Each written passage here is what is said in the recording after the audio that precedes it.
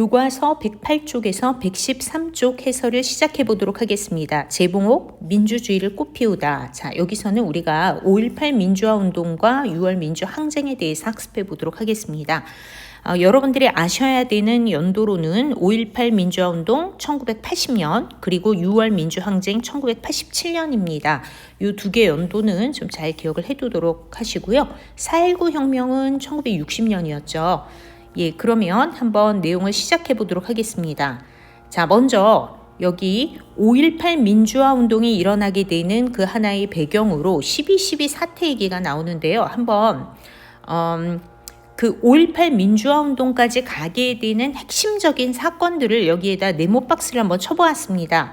자, 박정희 사후에 신군부라고 불리어지는 여러분들이 잘 아시는 전두환, 노태우를 중심으로 하는 어떤 새로운 군인 세력들이 12.12 사태 혹은 12.12 군사 정변을 통해 권력을 장악하게 됩니다. 이후 유신헌법 개정과 신군부 퇴진을 요구하는 대대적인 민주화 운동이 전개되는데요. 1980년 5월까지 이것을 우리가 서울의 봄이라고 얘기를 합니다. 이 서울의 봄이라는 민주화 운동이 일어났을 때 신군부는 1980년 5월 17일 비상계엄을 오히려 전국으로 확대를 하면서 자, 결국 광주를 타겟으로 정하고 이 광주의 민주화 운동을 유혈 진압하면서 권력을 장악하게 되는데요. 요 과정을 좀 기억해 두도록 12.12 사태에서 자, 서울의 봄 그리고 5.18 민주화 운동으로 이어지는 이 과정을 조금 여러분들이 이해하시면서 5.18 민주화 운동의 키워드가 되는 단어들, 키워드 핵심 단어들을 조금 선생님이 빨간 색깔로 표시를 해놓았는데요. 여러분들 다음 민주화 운동 이렇게 이제 기출문제가 출제가 되었을 때 광주가 들어간다. 또 공수부대 얘기가 나오고요. 계엄군, 시민군. 자, 이런 말들이 등장을 하게 되면 이거는 5.18 민주화 운동이다. 이렇게 기억을 해두시면 되겠습니다. 자, 그러면 교과서를 한번 읽어보도록 하겠습니다. 신군부의 12.12 사태. 자, 12.6 사태로 박정희 대통령이 사망하자 비상계엄이 선포되고 당시 헌법에 따라 자, 여기서 얘기하는 당시 헌법 바로 유신헌법을 얘기하는 거죠. 국무총리 최규하가 대통령으로 선출되었다. 자, 그러나 신군부라고 불리는 아주 중요한 용어예요. 전두환과 일부 군인들이 12.12 사태, 자, 군사 구태타입니다. 군사 정변을 일으켜서 군권과 정치적 실권을 장악하였다. 이게 이제 1단계가 되겠죠. 12.12 사태 이후 학생과 시민은 1980년 5월까지 헌법 개정, 자, 유신헌법 개정입니다. 그리고 신군부 퇴진을 요구하는 대대적인 민주화 운동을 전개하였는데 이것을 서울의 봄이라고 합니다. 하지만 신군부는 1980년 5월 17일 비상계엄을 전국으로 확대하며 국회를 점령하고 김대중 등 주요 정치인을 내란 음모 혐의로 구속하였다. 자, 5.18 민주화 운동의 전개 모습을 한번 읽어보겠습니다. 비상계엄이 전국으로 확대된 다음날 광주에서는 자, 광주 중요하죠. 계엄 철폐 그리고 신군부 퇴진을 요구하는 시위가 일어났다. 5월 18일 휴교령이 내려진 상태에서 전남대학교 정문 앞에 모여든 학생들은 급파된 공수부대와 대치하면서 여기 공수부대라는 거는 특수훈련을 받은 군대를 얘기하는데요. 특수부대를 얘기하는데 공수라는 게 그 하늘로 이렇게 수송을 해서 낙하산으로 떨어뜨리는 그런 부대를 얘기합니다. 이제 보통 이 공수부대는 그 북한에 보낼 그런 목적으로 특수훈련을 시킨 그런 군인들인데 이들을 광주에 떨어뜨린 거죠. 이 공수부대와 대치하면서 계엄 해제, 계엄군 퇴각, 휴교령 철회를 요구하며 시내로 이동하였다. 계엄군은 학생 시위대를 가혹하게 진압하기 시작하였다. 자, 가혹하게 진압을 하는 거죠. 여기에 분노한 시민들은 전남도청 앞에서 계엄군의 만행을 비판하고 신군부 퇴진을 요구하는 대규모 집회를 열었다. 계엄군은 시위대를 향해 총을 쏘았고 수많은 사상자가 발생하였다. 이에 일부 시민은 경찰서와 군부대의 무기고를 습격해 무장하고 결국 자위하기 위해 광주 시민들이 시민군을 조직해 맞서 싸우게 됩니다. 자, 여기 왼쪽에 보니까 자, 5월의 봄, 서울의 봄, 서울역 광장의 민주화 요구 시위 사진이 나와 있는데 정말 대단하죠. 1980년 5월 15일의 사진입니다. 자, 학생과 시민 10만여 명은 서울역 앞에 운집해 비상계엄 해제, 유신헌법 폐지, 조기 개헌을 외치며 행진하였다. 그런데 학생 대표들은 신군부가 학생 시위를 이유로 정치에 개입할 것을 우려해 자진 해산하였다. 이게 무슨 얘기냐면 이 서울에 우리가 봄이 이 민주화 요구를 하지만 그럼에도 불구하고 신군부에게 뭔가 빌미를 주지 않기 위해서 이 학생들이 스스로 자진 해산을 했다는 거죠. 한편 여기는 이제 전남대학교인데요. 비상계엄 해제를 요구하는 전남대학교 학생들의 모습 사진이 나와 있습니다. 자, 그런데 시민을 제압하는 계엄군 여기 보면은 이런 곤봉이나 이런 것들을 가지고 시민들을 막 때리고 정말 무력으로 끔찍하게 제압하는 모습들이 나와 있습니다. 5.18 민주화운동의 결과의 민주화운동이 광주 주변 지역으로 확대되자 신군부는 계엄군을 광주 외곽으로 철수하였다. 그리고 언론을 철저히 통제하고 언론을 다 통제하죠. 자, 광주 시민을 폭도로 몰아갔고, 자, 이거는 뒤에 당시에 이제 나왔던 그 신문 기사가 나와 있습니다. 자, 광주로 통하는 교통과 통신을 차단하였다. 광주 시민들은 시민수습대책위원회를 구성하고 정부의 평화적인 협상을 요구하였다. 그러나 계엄군은 탱크와 헬기까지 동원하여 시민군이 모여있던 전남도청을 장악하고 시민군을 진압하였다. 탱크와 헬기까지 동원해서 시민들을 진압했다는 거죠. 여기 시험에 많이 출제가 되는데요. 광주 시민 걸기문. 자, 우리가 보통 무기고를 털어가지고 이게 시민들이 군인이 된다. 시민군이라고 우리가 부르는데 이런 경우는 광주 5.18밖에 없습니다. 우리는 왜 총을 들 수밖에 없었는가? 자, 요 문구가 잘 기억해 두도록 하세요. 계엄당국은 18일 오후부터 공수부대라는 말이 나와 대량 투입하여 시내 곳곳에서 학생과 젊은이들에게 무차별 살상을 자행하였으니 협상이 올바른 방향으로 진행되면 즉각 총을 놓겠습니다. 여기 시민군이라는 말, 공수부대, 자, 이런 말들이 나오면 여러분 이거는 광주 5.18 민주화 운동이다. 그래서 광주 5.18 민주화 운동, 시민군, 계엄군, 공수부대, 자, 광주, 자, 이런 말들이 나오면 이거 광주 5.18 민주화 운동이다. 자, 그러면 전두환은 어떻게 권력을 잡느냐? 신군부의 불법적 정권 탈취에 반대한 5.18 민주화 운동은 이후 전개된 민주화 운동의 토대가 되었다. 또한 필리핀 등 아시아 여러 나라의 민주화 운동에 영향을 주었다. 이후 계엄군의 무력 진압과 관련하여 당시 군사 작전 지휘권을 가진 미국의 책임을 묻는 반미 운동이 전개되기도 하였다. 이때 이제 군대를 광주로 보내는 광주로 군대가 이동을 하게 되는데 군사 작전 지휘권이 사실 미국에 있었기 때문에 미국이 허락하지 않고서는 이런 일이 있을 수 없었다라고 생각을 해서 민주화 운동이 반미 운동과 함께 진행이 되게 됩니다. 자, 전두환 노태우에 대한 대법원 판결 공판. 자, 이런 잘못을 저지르고 무사할 수는 없겠죠. 광주 시민들의 시위는 국헌을 문란하게 하는 내란 행위가 아니라 헌정 질서를 수호하기 위한 정당한 행동이었음에도 불구하고 이를 난폭하게 진압함으로써 그 시위 진압 행위는 국헌 문란에 해당한다 해서 결국 사형 선고까지 전두환 씨 받게 되죠.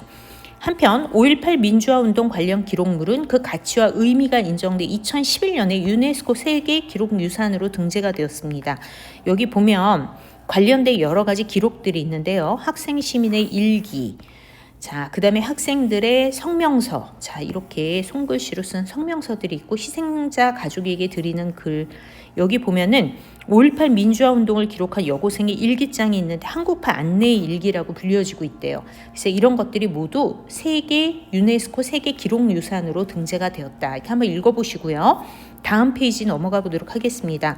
자, 그러면 결국은 이런 과정을 거쳐서 전두환이 권력을 잡게 되는데요. 신군부를 앞세워 정권을 장악한 전두환 정부. 제목이 신군부를 앞세워 정권을 장악한입니다. 수식어가 이렇게 돼요.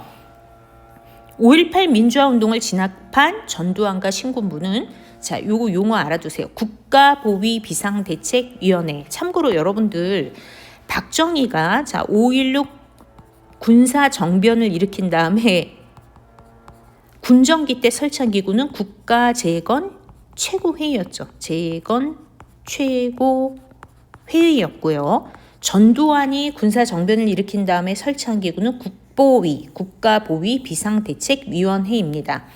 자, 계속 읽어보도록 할게요.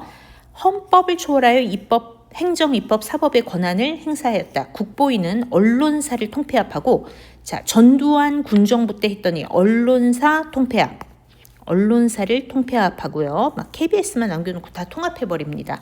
자, 민주화 인사를 탄압하였다. 사회 정화를 명분으로, 자, 요거 용어 알아두세요. 삼청교육대를 설치했는데 이것도 전두환 작품입니다.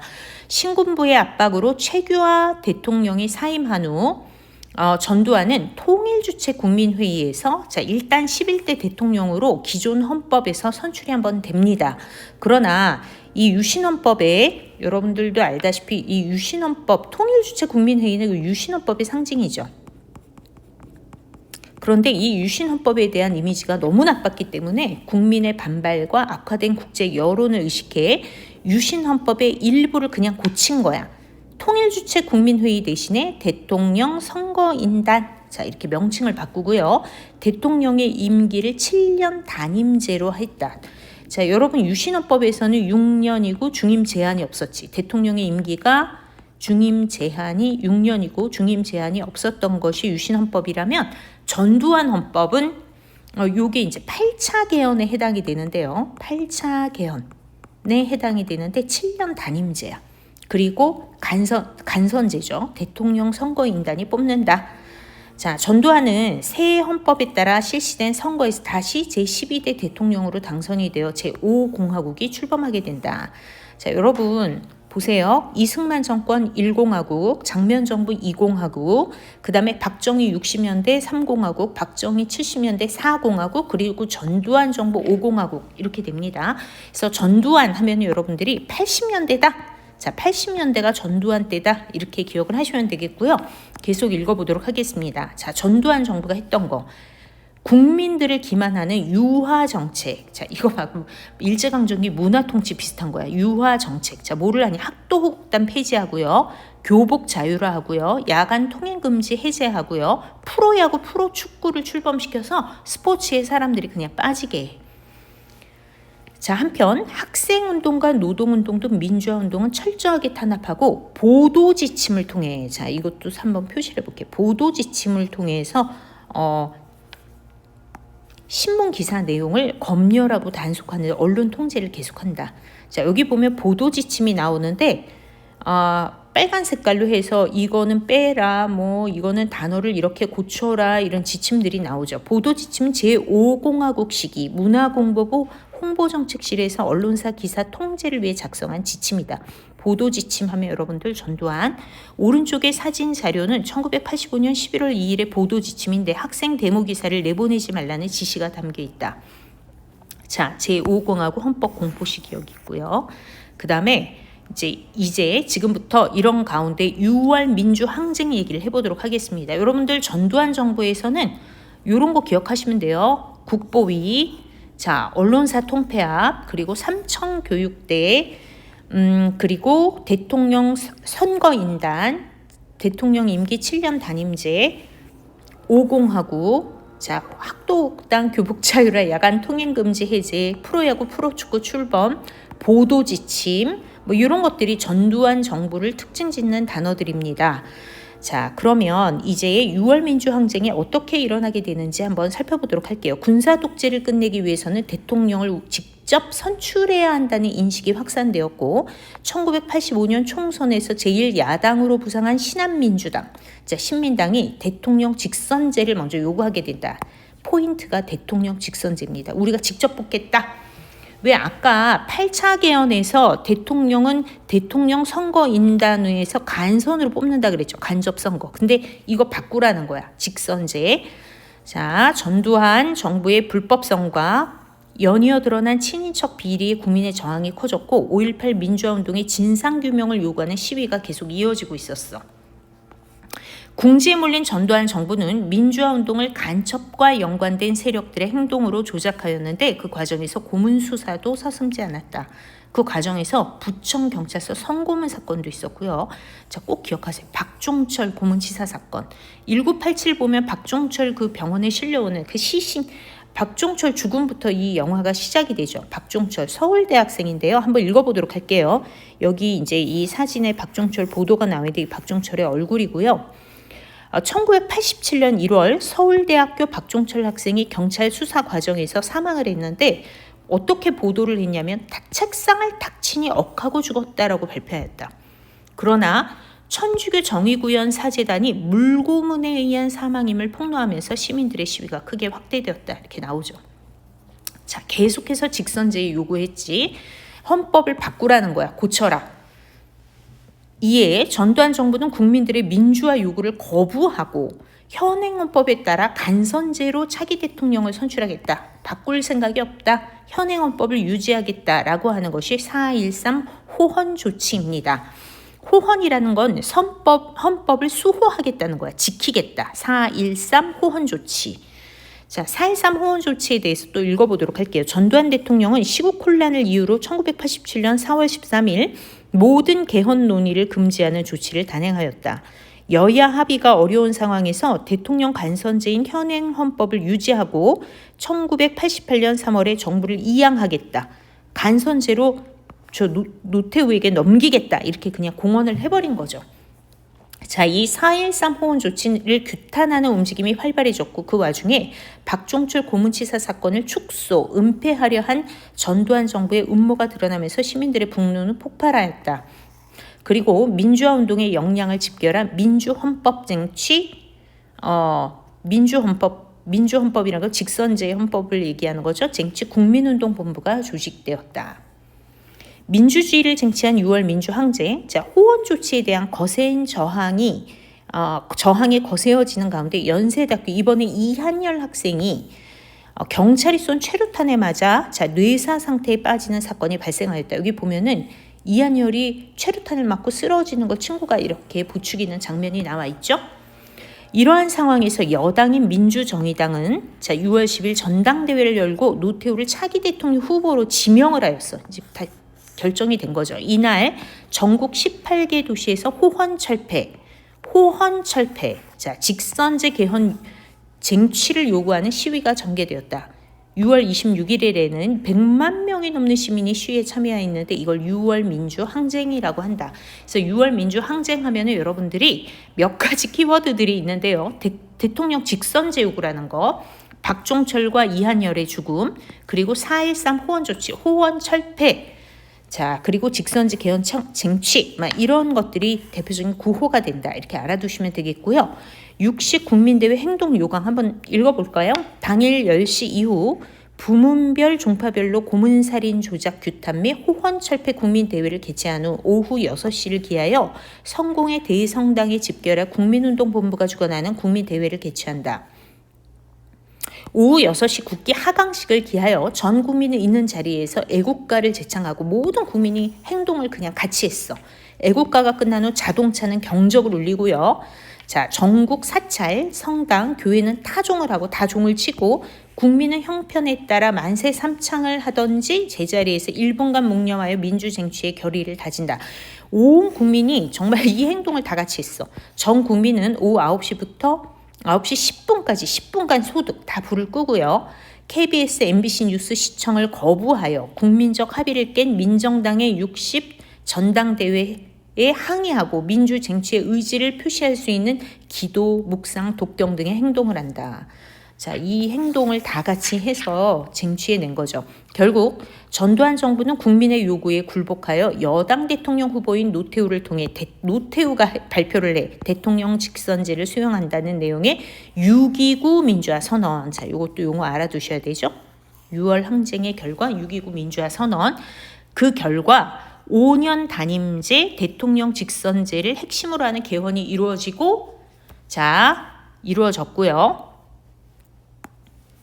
학생과 시민들이 함께 참여한 6월 민주항쟁으로 군사 독재가 끝나고 민주화의 진전이 이루어졌다. 높아진 시민의식은 이 민주화가 더욱 발전하는 밑거름이 되었다.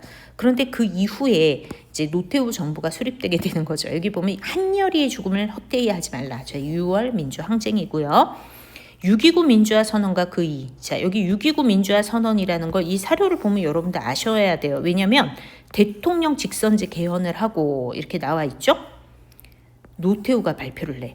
대통령 선거를 통해 1988년 2월에 평화적으로 정부 이양을 실현하도록 하겠다. 국민은 나라의 주인이며 국민의 뜻은 모든 것에 우선한다. 이미지 개선하려고 애를 많이 쓰죠. 직선제 개헌이라는 제도의 변경뿐만 아니라 이 민주적 실천을 위해서 자유로운 출마와 공정한 경쟁이 보장되어 국민의 올바른 심판을 받을 수 있는 내용으로 대통령 선거법을 개정하여야 한다 봅니다. 6.29 민주화 선언 근사하죠. 자, 또 우리 정치권은 물론 모든 분야에서의 반목과 대결이 과감히 제거돼 국민적 화해와 대단결을 도모해야 한다. 그래서 노 대표 직선 개헌 선언, 6.29 민주화 선언을 보도한 신문이 여기 사진 여기 나와 있고요.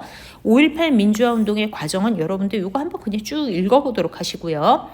40년 만에 바로잡은 5.18 민주화 운동 기상. 그 당시에는 사태가 심각하다. 여기 보면 불순 인물 및 고정 간첩들이 이런 악성 유한비어 유포 공공시설 파괴 등 이런 걸 했다. 난동을 부렸다. 이런 식으로 보도를 했는데